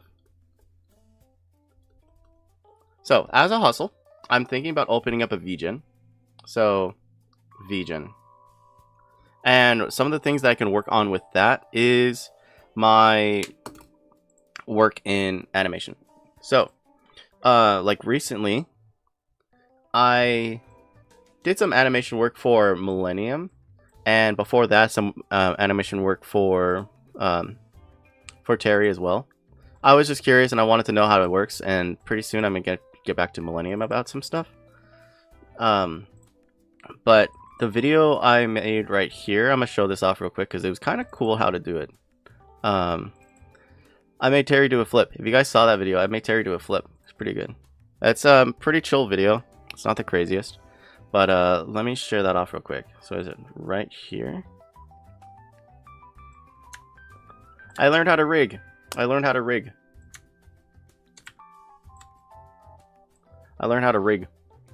So yeah, that's just like a simple little test animation. I did it as a quick little thing. I was like, hey Terry, does this look cool? So let me see if he's still here. Hey Terry, Terry, Terry, Terry, Terry, Terry. Yeah. People would like animation stuff like this, and I figured the work it takes to do it is actually not that bad. It's not that hard. Or at least for me, it's not. He gone. Probably. So, charging this per second or something like that, or however, I really don't know when my rates are. Probably gonna lowball myself to oblivion. But this is some good hustle work, and I can make money off this, right? Probably environments and things like that. People love their splash arts and animation stuff. So I'm thinking about making some money like this. Do commission work really in 2026 with all the AI agents out there? Well, maybe amongst the VTubing space, lots of people really like custom work. So there makes sense. Especially if you're like, oh, give me your model, I'm an animator, that's just fine, I know how to do it. Now, if I'm saying it professionally, like on LinkedIn and stuff like that, I mean, best I would say is like, I'm a 3D animator, and I do math content. That's the idea. But this is like some side hustle work. I was talking with 𝖘𝖕 about this actually recently. It was more about like how much the rates are in VGen, and oh my gosh, it's such a, I can totally claim that side of the market. It's totally, it's totally fine. You can cross programming there. Maybe art's still safe. Let's see. Yeah. So let me hide that real quick. I'm not the best programmer. I'm not doing that. You're right. 3D art and animation work, that's totally viable. Totally fine. Math art, it's more of a hobby. So that'll be like my hobby. But here's the fun things I could do with math art. So there was actually something I did during the camp that was pretty cool. So math art includes stuff like 3D printable things, okay? 3D print stuff. This is just me monetizing myself. So that could mean various things. It could be examples of things. Grok is a better programmer than me, and I've been writing Python scripts for 10 years. I believe it. Honestly, I believe it. I try not to resort to AI for anything other than just like discussions or pop idea stuff. But the few things that I know it can't do is stuff like this, where it's like with a purpose or more specific than I want it to be. So let me say it like this, okay? So in the world of mathematics, there's a bunch of nerds, right? Nerds. And one of the things that nerds do is they like to represent themselves as nerds. So like when at the camp, I got to talk with a lot of people, especially the women. They were very interested in like trinkets and things. Trinkets. If I spelled that right, that's not right. Trinkets. So that included things like Sierpinski triangle earrings, or knot earrings, or just like earring stuff, lots of earring stuff. So jewelry, or prepared things. So like kind of like what Nep does with her like buttons and things like that, except my art is genuinely not like, I can't draw. Not well. That's not the point. The point is like doing 3D trinkets and things like that. And I do have my 3D printer. It's a small hustle. It's really tiny. It's tiny. It's abysmally tiny. So the market for this is so small and minuscule, but maybe there's a market there. So specific trinkets and things in fields, especially like people would like that, you know, more specific design stuff. And if I'm doing commission work for it, I'm just like, hey, I'm down to make you fractal earrings, or I would be down to make you a necklace. You know, there's things into that, and the art making process, the trinkets and doodads and things like that, those are pretty fun. So that'd be like earrings, and these are like, you know, those are trinkets for more like women. So, but there is still stuff that people would like, maybe even like shirts and things. I'm not sure if about shirts because that's just like design stuff. I'm talking about like physical models and things like that. Maybe like a really cool Tower of Hanoi, because I made a Tower of Hanoi myself. I 3D printed it myself. They're not that bad. Maybe a 3D printed abacus setup. Maybe people would be willing to pay for an abacus for like maybe abacus streams, right? That sounds kind of cool. Programming commissions are dead. I believe it. I believe it. Everyone can use like Claude now, so that's totally fine. But I was told that there is a market for geeky math stuff. And if I maybe just host it on like a website or something, I could ship that out. That might be it maintains the hobby, and I learn how to make designs and things and models and meshes for fun. It's just for fun. It's not the biggest sellback, but it's something that, you know, you guys can even get as merchandise and stuff. Maybe Aleph specific stuff, you know. Aleph merch. What am I doing monetizing myself? It's just for fun. It's for fun. Yeah, the money will buy them all. I appreciate that. So there's a market for people that want to show that they're a geek, a hyper math nerd, and I believe that there's a lot more money. So like even like my little trinket in my head right now, my little like less than, equals, and square roots and things like that, people would understand that. People know what that is. Maybe they can get that as clippings or things like that. It'd be fun. It'd be cool. Sierpinski triangle earrings is cool. I was gonna do Menger sponges, Menger sponge earrings. Are you guys familiar with that? Menger sponge. Let me look that up for you guys.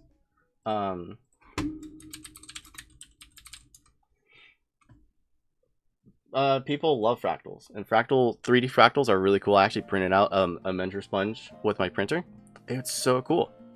So there's an idea that people are interested in these things, right? Imagine that as like an earring or a necklace. I've done it before on stream. You guys have seen me like make these models before. not impossible. The only thing I have to worry about is a cleanup. But once I get one model down, then they're fine. But if I get a workflow where I can generate these, export the meshes without any complications, and print it out, that'd be really cool. Like even this thing, like look, this dude is printing an entire like full-size replica of a measure sponge to some huge scale. Something crashed. I wigged out. Yeah, but you can 3D print them. Yeah, so the idea is that either I make the meshes or I make the merchandise, print them myself, and then put it together, and with all the earrings and things like that, all you have to do is get it. Or I could even leave it to the community, and you guys can make it yourself with your prints and things like that, with specifications on how to do it. But this is a cool project. This is like printing it out. Like those are like paper. But there's other ones that are kind of cool, right? It's just it's an idea, and there's different kinds of meshes out there too. It's not just this one. No one's buying the print files. What do you mean? 𝖘𝖔𝖈𝖎𝖆𝖎𝖙𝖘 is a website. People do that. Even if it's like $1, like $1 is fine. It's not a lot. I've sold some stuff on 𝖘𝖔𝖈𝖎𝖆𝖎𝖙 before. It's not the worst. It's not the most money, but it's one way to do it. But otherwise, I would make the trinket myself, and that would be a little more, and that's it. It's again for fun. But yeah, this is like a different kind of side hustle. That's more like a IRL hustle if I really can do it. So yeah, there's a way to make money off of this as well, just for fun. Yeah, Jerusalem cube. This thing is kind of cool. It's basically the same thing except it's a cross. It's a little plus in the middle. Kind of cool. Hello, hi, hello. Sierpinski Menger snowflake. Strange. I gotta learn how to make animation stuff like that. So yeah, nothing crazy. It's just for fun. So yeah, that's one of the takeaways is people kind of are interested in some art stuff, like physical things. It's not the craziest thing. Otherwise, I'm probably just gonna stick with animation work, and people know what that looks like. People would prefer that. That's fine. It is what it is. We need to be rich. No. But final thing I really got to say about math camp, lots of fun. The kids were really fun. I feel refreshed, and one of the many things I got to take away from this is just how cool math is. Like, you don't have to be like a hyper expert. You don't have to be doing derivatives in the back of your head to be cool at doing math. Or, you know, I'm not saying I'm not cool, but I'm saying like presentation is all that matters. You don't have to. Yeah, you don't have to be a top physicist. You don't have to be a top mathematician. I really like just covering these subjects with you guys, and it's just so fun. So, yeah, even things like this, like just simple like thought experiments or diagrams or things, and making them like actually real is so possible. So yeah, that's kind of like my wrap up of like how camp was. It made me revitalize my passion and love for it. Not that I didn't have it, but it was really lonely by myself for a second. But now I know people are out there. People are willing to talk about this stuff and reach out, and I'm willing to reach out to them. So, and especially for like these puzzles and things, I don't have to be like the best in. I think this leads into like some binary tree stuff. Or, you know, I don't have to be the best in topology, but if you present it as like, oh, this is a subject that leads into topology, or this is a subject that leads into combinatorics. I like breaking down the math on that. I like doing that, and I'm very collaborative, if you guys understood that bit.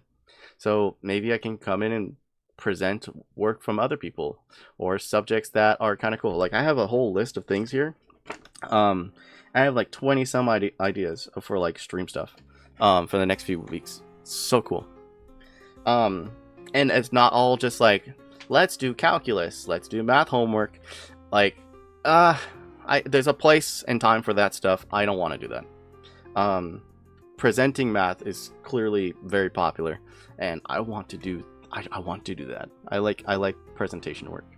It's still a lot of stuff because you still have to research everything and make it fun, but it's kind of cool. So, I'm thinking about streaming again this week. Some subjects I'm thinking about covering is like some of the puzzle stuff, some animation work stuff, especially for like a video that I'm going to prepare in the future. Maybe even just talking about that behind the scenes is fine too. But and there are some more programming work that I want to do. For example, like if I go back to the 𝖘𝖈 videos real quick. So basically every single video that you see, if it's not produced differently than everyone else, everyone uses Manim, right? Your problem with the data watch. Oh yeah, and okay, 𝖘𝖈𝖎𝖆𝖕𝖎, don't get me wrong. I also have, for the next few streams as well, I still want to cover the problems that you've done in the community, because I didn't have time to work on them. They're really cool, right? They're really cool. So I'm gonna do that eventually. But let me present to you like something like this. Almost everyone uses Manim. Manim is a very valuable resource. However, I have means to do presentation work not like that. So I'm thinking about using it as like a mediary, like a useful, it's there, it looks nice, it generates me the graphics the way I want to kind of quickly, but I'm not going to lean on it as my main presentation style. Instead, I'm probably going to do, I know I keep sharing this video, but this is kind of like the style that I'm going for in the future. So maybe this one. I have it somewhere. I think it's this one.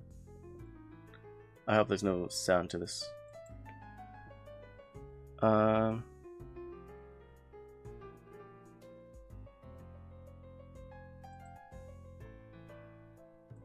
Probably is. Okay. So dumb. So dumb.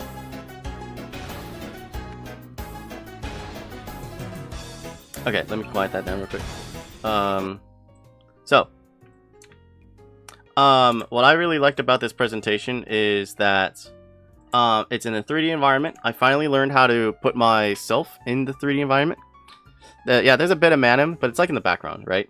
If you make anything a bit more cinematic than it normally is, it's kind of cool. And it depends on the subject matter. Like I was doing the stones that day, the hopping stones, not the craziest one, but there's tons of different things that just have like a physical representation, physical model, and putting myself in the environment and putting a little bit of presentation work in that is kind of cool, right? So depends on how well I can deliver and animate and all that stuff like that. It's gonna take a second, especially like exporting my video to 3D. It's basically just rendering a giant 3D video. But depending on that, I think that's a worthwhile style to explore, right? Yeah, you can do Manim in the background. It looks kind of nice on the chalkboard. It's not the craziest thing. I can have skits. I can have characters. I can do funnier gags in it, and I like my bits. So maybe I'll just have a bowl of spaghetti, and then I'll say like, okay, look at this bowl of raviolis. And then no one will know, because the joke is that I don't like saying pasta names by them names. So lots of things. And presentation style is how you mark yourself as an individual. Okay. So presentation style is how you represent yourself and distinguish yourself. I think this looks kind of cool. It's kind of cool. It says modal.com gives you $30 of free GPU compute per month. If you need better GPUs to give it a look. Okay. I might need to resort to that, because there's some cloud computing resources I know exist. So I'm probably gonna need to look into that, or just work with the style I got, because I know there's a way to make it work, but I do think I need an upgrade. So quite a bit more stuff that I'm gonna have to present with. But yeah, that was me talking for like the longest. That was me talking about my boring stuff. But yeah, it is what it is. Pretty easy to use. I'll look into that. So I think I'm gonna wrap it up for today. Lots of things to do. I'm gonna present my thrones in the links below, whatever the case. And yeah, math camp was fun. Lots of math racism. Really proud of the kids for doing that. Found out there's a whole community of people doing things in the world, and holy smokes, it's a lot more interesting than I thought. But I gotta focus on graduate school for just a second, and to do that means I'm gonna have to bother people and need some private time. So streams will be kind of split between study streams, cool subject matter, and probably behind the scenes work. So we'll see what happens. We'll see what happens. In any case, I think that's all the stamina I have for today. I don't think I really have anything else to cover right now. But yeah, I'll follow up with links and everything. I'll share. Just stick around in the server as well, and you know what's up. So yeah, lots of stuff. I would once also ask a stream where you don't talk. Studies you get a stream? Yeah, I'm gonna probably do that. I wouldn't want to do it too often. Maybe like once a week or twice a week, like once every 2 weeks. Yeah, that just maintains my presence. Just in time for school. Huzzah! Yeah, of course. Let me go ahead and think of someone to raid and bother. It looks like Kim is online. If you guys don't remember Kim, we streamed together the math collab, the Among Us collab. So let's go ahead and bother her. Yeah, that'll be fun. So yeah, thank you guys for watching. Hope you have fun. Have a fantastic day. It looks like she's playing Pal World. So yeah, oh look. Let's go ahead and give her a hello. If you're a subscriber, use the brand new did you do your math homework emote. And if you're not a subscriber, you can use just the normal raid message right there. And yeah, hope you have a fantastic day. I'll catch you guys next time. I'm probably gonna stream. I'll announce it. I'll tell you when. The diagram. I broke the diagram command. Nuh-uh. Well, I think if we can fix that another time, we could do that another latex prep stream. Let's go ahead and give her a hello, and yeah, let's have a good day, guys. I'll catch you later. All right. Bye bye. Bye bye. Bye bye. Bye bye. Bye bye. Bye bye. Bye bye. Bye bye. Bye bye.